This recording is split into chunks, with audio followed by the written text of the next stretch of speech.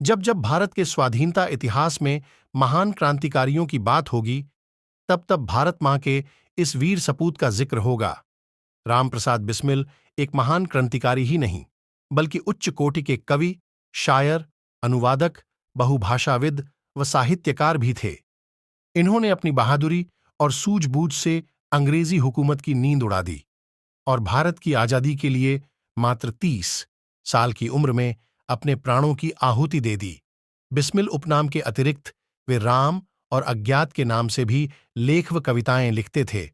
उनकी प्रसिद्ध रचना सरफरोशी की तमन्ना गाते हुए न जाने कितने क्रांतिकारी देश की आजादी के लिए फांसी के तख्ते पर झूल गए। रामप्रसाद बिस्मिल ने मैनपुरी कांड और काकोरी कांड को अंजाम देकर अंग्रेजी साम्राज्य को हिला दिया था। लगभग 11 वर्ष के क्रांतिकारी जीवन में उन्होंने कई पुस्तकें लिखीं और स्वयं ही उन्हें प्रकाशित किया। उनके जीवन काल में प्रकाशित हुई लगभग सभी पुस्तकों को ब्रिटिश सरकार ने जब्त कर लिया था। प्रारंभिक जीवन। रामप्रसाद बिस्मिल का जन्म 11 जून 1897 को उत्तर प्रदेश के शाहजहांपुर जिले में हुआ था। उनके पिता का नाम मुरलीधर और माता का नाम मूलमती था। जब रामप्रसाद 7 वर्ष के हुए, तब पिता पंडित मुरलीधर घर पर ही उन्हें हिंदी अक्षरों का ज्ञान कराने लगे। उस समय उर्दू का भी बोलबाला था, इसलिए हिंदी शिक्षा के साथ साथ बालक को उर्दू पढ़ने के लिए एक मौलवी साहब के पास भेजा जाता था। उनके पिता पंडित मुरलीधर राम की शिक्षा पर विशेष ध्यान देते थे और पढ़ाई के मामले में जरा भी लापरवाही करने पर मार भी पड़ती थी। 8वीं कक्षा तक वो हमेशा कक्षा में प्रथम आते थे, परंतु कुसंगति के कारण उर्दू मिडिल परीक्षा में वह लगातार 2 वर्ष अनुत्तीर्ण हो गए। रामप्रसाद की इस अवनति से सभी को बेहद दुख हुआ और 2 बार एक ही परीक्षा में अनुत्तीर्ण होने पर उनका मन भी उर्दू की पढ़ाई से उठ गया। इसके बाद उन्होंने अंग्रेजी पढ़ने की इच्छा व्यक्त की। उनके पिता अंग्रेजी पढ़ाने के पक्ष में नहीं थे, पर रामप्रसाद की मां के कहने पर मान गए। 9वीं कक्षा में जाने के बाद रामप्रसाद आर्य समाज के संपर्क में आए और उसके बाद उनके जीवन की दशा ही बदल गई। आर्य समाज मंदिर शाहजहांपुर में वह स्वामी सोमदेव के संपर्क में आए। जब रामप्रसाद बिस्मिल 18 वर्ष के थे, तब स्वाधीनता सेनानी भाई परमानंद को ब्रिटिश सरकार ने गदर षड्यंत्र में शामिल होने के लिए फांसी की सजा सुनाई, जो बाद में आजीवन कारावास में तब्दील कर दी गई और फिर 1920 में उन्हें रिहा भी कर दिया गया।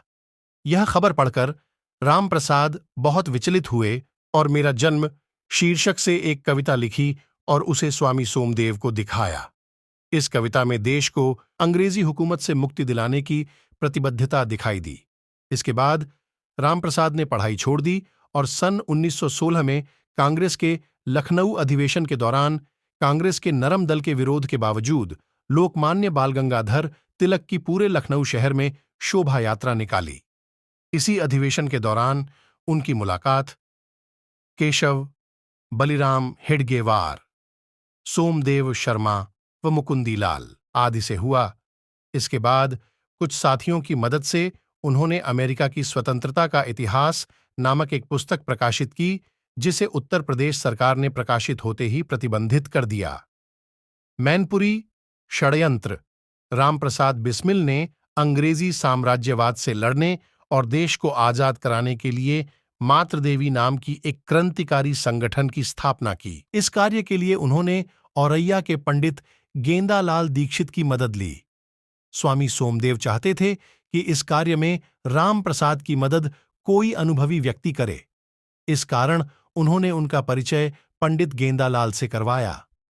रामप्रसाद बिस्मिल की तरह पंडित जी ने भी शिवाजी समिति नाम की एक क्रांतिकारी संगठन की स्थापना की थी। दोनों ने मिलकर इटावा, मैनपुरी, आगरा और शाहजहांपुर जिलों के युवकों को देश सेवा के लिए संगठित किया। जनवरी 1918 में बिस्मिल ने देशवासियों के नाम संदेश नाम का एक पैम्फलेट प्रकाशित किया और अपनी कविता मैनपुरी की प्रतिज्ञा के साथ साथ इसका भी वितरण करने लगे। सन 1918 में उन्होंने अपने संगठन को मजबूत करने के लिए 3 बार डकैती भी डाली। 1918 में कांग्रेस के दिल्ली अधिवेशन के दौरान पुलिस ने उनको और उनके संगठन के दूसरे सदस्यों को प्रतिबंधित साहित्य बेचने के लिए छापा डाला, पर बिस्मिल भागने में सफल रहे। पुलिस से मुठभेड़ के बाद उन्होंने यमुना में छलांग लगा दी और तैरकर आधुनिक ग्रेटर नोएडा के बीहड़ों में चले गए। इन बीहड़ों में उन दिनों केवल बबूल के वृक्ष ही हुआ करते थे और इंसान कहीं दूर दूर तक नहीं दिखता। उधर मैनपुरी षड्यंत्र मुकदमे में ब्रिटिश जज ने फैसला सुनते हुए बिस्मिल और दीक्षित को भगोड़ा घोषित कर दिया। रामप्रसाद बिस्मिल ने ग्रेटर नोएडा के एक छोटे से गांव रामपुर जागीर में शरण ली और कई महीने यहां के निर्जन जंगलों में घूमते रहे। इसी दौरान उन्होंने अपना क्रांतिकारी उपन्यास बोल्शेविकों की करतूत लिखा और यौगिक साधन का हिंदी अनुवाद भी किया। इसके बाद बिस्मिल कुछ समय तक इधर उधर भटकते रहे और जब फरवरी 1920 में सरकार ने मैनपुरी षड्यंत्र के सभी बंदियों को रिहा कर दिया, तब वो भी शाहजहांपुर वापस लौट गए। सितंबर 1920 में कांग्रेस के कलकत्ता अधिवेशन में वो शाहजहांपुर कांग्रेस कमेटी के अधिकृत प्रतिनिधि के रूप में शामिल हुए। वहां उनकी मुलाकात लाला लाजपत राय से हुई, जो उनकी लिखी हुई पुस्तकों से बहुत प्रभावित हुए और उनका परिचय कलकत्ता के कुछ प्रकाशकों से करा दिया। इन्हीं प्रकाशकों में से एक उमादत्त शर्मा ने आगे चलकर सन 1922 में रामप्रसाद बिस्मिल की एक पुस्तक कैथेराइन छापी थी। सन 1921 में उन्होंने कांग्रेस के अहमदाबाद अधिवेशन में भाग लिया और मौलाना हसरत मोहनी के साथ मिलकर पूर्ण स्वराज हुई, जो उनकी लिखी हुई पुस्तकों से बहुत प्रभावित हुए और उनका परिचय कलकत्ता के कुछ प्रकाशकों से करा दिया। इन्हीं प्रकाशकों में से एक उमादत्त शर्मा ने आगे चलकर सन 1922 में रामप्रसाद बिस्मिल की एक पुस्तक कैथेराइन छापी थी। सन 1921 में उन्होंने कांग्रेस के अहमदाबाद अधिवेशन में भाग लिया और मौलाना हसरत मोहनी के साथ मिलकर पूर्ण स्वराज का प्रस्ताव कांग्रेस के साधारण सभा में पारित करवाने में महत्वपूर्ण भूमिका निभाई। शाहजहांपुर लौटकर उन्होंने लोगों को असहयोग आंदोलन में भाग लेने के लिए प्रेरित किया। जब चौरी चौरा कांड के पश्चात गांधी जी ने असहयोग आंदोलन वापस ले लिया, तो सन 1922 के गया अधिवेशन में बिस्मिल व उनके साथियों के विरोध स्वरूप कांग्रेस में फिर दो विचारधाराएं बन गईं, एक उदारवादी और दूसरी विद्रोही। एचआरए का गठन। सितंबर 1923 में हुए दिल्ली के विशेष कांग्रेस अधिवेशन में असंतुष्ट नवयुवकों ने एक क्रांतिकारी पार्टी बनाने का निर्णय किया।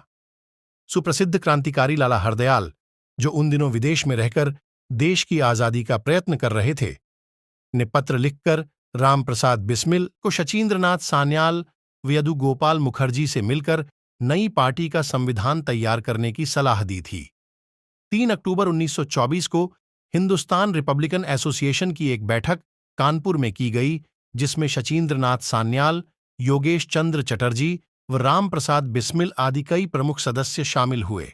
पार्टी के लिए फंड एकत्र करने के लिए 25 दिसंबर 1924 को बमरौली में डकैती डाली गई। काकोरी कांड। पार्टी के कार्य हेतु धन की आवश्यकता पूर्ण करने के लिए बिस्मिल ने सरकारी खजाना लूटने की योजना बनाई और उनके नेतृत्व में कुल 10 लोगों, जिनमें अशफाक उल्ला खां, राजेंद्र लाहिड़ी, चंद्रशेखर आजाद, शचीन्द्रनाथ बख्शी, मनमथनाथ गुप्त, मुकुंदी लाल, केशव चक्रवर्ती, मुरारी शर्मा और बनवारी लाल आदि शामिल थे, ने लखनऊ के पास काकोरी स्टेशन पर ट्रेन रोककर 9 अगस्त 1925 को सरकारी खजाना लूट लिया। 26 सितंबर 1925 को बिस्मिल के साथ पूरे देश में 40 से भी अधिक लोगों को काकोरी डकैती मामले में गिरफ्तार कर लिया गया। फांसी की सजा रामप्रसाद बिस्मिल को, अशफाक उल्ला खां, राजेंद्र लाहिड़ी और रोशन सिंह के साथ मौत की सजा सुनाई गई। उन्हें 19 दिसंबर 1927 को गोरखपुर जेल में फांसी दे दी गई। जिस समय रामप्रसाद बिस्मिल को फांसी लगी, उस समय जेल के बाहर हजारों लोग उनके अंतिम दर्शनों की प्रतीक्षा कर रहे थे। हजारों लोग उनकी शवयात्रा में सम्मिलित हुए और उनका अंतिम संस्कार वैदिक मंत्रों के साथ राप्ती के तट पर किया गया।